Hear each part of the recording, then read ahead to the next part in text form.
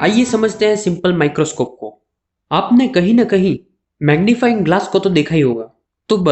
तो वही होता है सिंपल माइक्रोस्कोप। इसका यूज हम इसलिए करते हैं क्योंकि चीजों का इमेज हमें बड़ा दिखाई दे। आज हम इन चारों पॉइंट्स को डिटेल में समझने वाले हैं। पहला है सिंपल माइक्रोस्कोप का प्रिंसिपल। तो देखो, हमें जब भी किसी छोटी चीज को देखना हो तो हम उस चीज को आंखों के पास ले आते हैं, लेकिन पास लाने की भी कोई लिमिट होती है। हम जैसे जैसे चीजों को पास लाते हैं तो एक डिस्टेंस के बाद वो हमको ब्लरी दिखाई देने लगती है। वो डिस्टेंस होती है 25 सेंटीमीटर, जिसको हम least distance of distinct vision बोलते हैं। इसको कैपिटल डी से डिनोट करते हैं। अगर किसी भी ऑब्जेक्ट को इस डिस्टेंस के आसपास रखा जाए तो उस ऑब्जेक्ट की मैक्सिमम साइज हमें दिखाई पड़ती है। जो चीजें हमारी आंखों के पास होती है वो हमारी आंखों से एक बड़ा एंगल बनाती है, और जो चीजें दूर होती है वो हमारी आंखों से छोटा एंगल बनाती है। इसलिए हमें पास वाली चीजें बड़ी और अच्छी दिखाई देती है, लेकिन दूर वाली हमें छोटी और कम क्लियर दिखाई देती है। जब भी ऑब्जेक्ट्स बहुत ज्यादा छोटे होते हैं तो वो हमारी आईज से बहुत छोटा एंगल बनाते हैं, और अगर ये एंगल 1 मिनट से भी कम हो जाता है तो हमारी आईज इसको नहीं देख पाती है। अब ये 1 मिनट क्या होता है?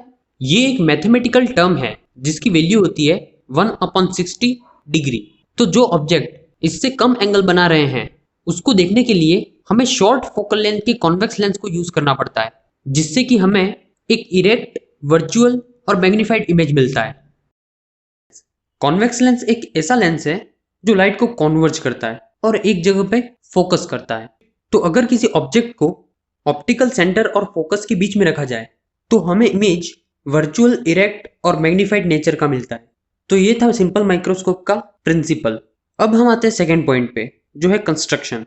जैसा कि आपको पता है कि इस माइक्रोस्कोप में कॉन्वेक्स लेंस होता है, लेकिन इसमें जो फोकल लेंथ होती है वो बहुत ही कम ली जाती है, क्योंकि जितनी फोकल लेंथ कम होगी उतना ही ज्यादा इमेज मैग्नीफाइड होगा। चलिए अब समझते हैं कि इस माइक्रोस्कोप को यूज कैसे करते हैं। तो इस मैग्नीफाइंग ग्लास को हमारी आंखों के सामने रखते हैं और जिस भी ऑब्जेक्ट को देखना है उसके हिसाब से हम इसको एडजस्ट करते हैं। तो इस डायग्राम से आपको पता पड़ रहा होगा कि ये ऑब्जेक्ट है और इसके पीछे बन रहा है ये इमेज। लेकिन हमको एक चीज का ध्यान रखना है कि ऑब्जेक्ट लेंस से 25 सेंटीमीटर दूर होना चाहिए, तो ही हमें इमेज क्लियर मिलेगा। चलिए अब समझते हैं इसके रे डायग्राम को कि किस तरह से इमेज का फॉर्मेशन होता है। तो देखो, ये है हमारा कॉन्वेक्स लेंस। ये जो लंबी सी लाइन जा रही है उसे कहते हैं प्रिंसिपल एक्सिस। इस लेंस के बीच वाला पॉइंट इसे बोलते हैं ऑप्टिकल सेंटर। यह है फोकस पॉइंट और यह है सेंटर ऑफ कर्वेचर। हमें इस ऑब्जेक्ट को ऑप्टिकल सेंटर और फोकस के बीच में रखना है। तो पहली रे ऑप्टिकल सेंटर से जाती है और सीधी पास हो जाती है, और दूसरी रे प्रिंसिपल एक्सिस के पैरेलल जाती है और फोकस से पास होती है। इन दोनों रेज को हम पीछे की तरफ एक्सटेंड करते हैं। तब एक पॉइंट ऐसा आता है कि ये दोनों रेज आपस में मिल जाती है और वहीं हमारा इमेज बनता है। तो ये हो गया रे डायग्राम। अब आता है मैग्नीफाइंग पावर। इसका मतलब ये है कि हम किसी ऑब्जेक्ट के इमेज को कितना बड़ा करके देख सकते हैं। तो उसको मेजर करने के लिए मैग्नीफाइंग पावर का एक फॉर्मूला है जो है 1+D/F।